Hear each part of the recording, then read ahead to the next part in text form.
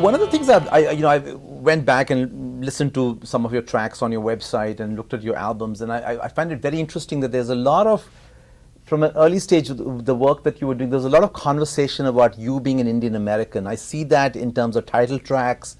Sure. As a jazz musician, what kind of jazz? I mean, you were a saxophone player and you were playing with quartets and other groups, and you've been doing that for a while.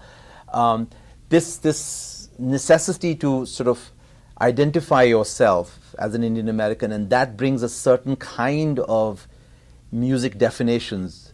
That was developing after you graduated from school? That's interesting because I think, I can't generalize, but I feel like children of immigrants, sometime around early adulthood, kind of 18, 19, and it depends on what kind of environment you grew up in, but my experience with myself and speaking to others is that's kind of where that's the time when an identity crisis sort of hits, where, well, wait, who am I exactly? I mean, I grew up in a primarily white community, and I think probably until I went to college, I probably considered myself white in a lot of ways, even though, my family was practicing Hinduism and I was eating, chapati every night for dinner. There was part of me that was, that felt very American and maybe to some degree even trying to avoid the Indian side of my identity. So, confronting that or trying to define who I am, it just seemed appropriate to do that through music and through art. And obviously that's not unique to me. There are a lot of great writers and filmmakers and visual artists who are kind of doing the same thing.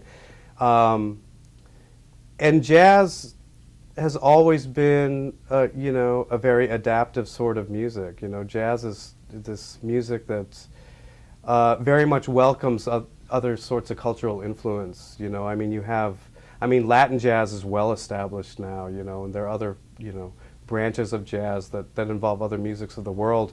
And it's mainly, the concept that runs through all those musics and that jazz adapts is the art of improvisation. Indian music, improvisation is classical Indian music.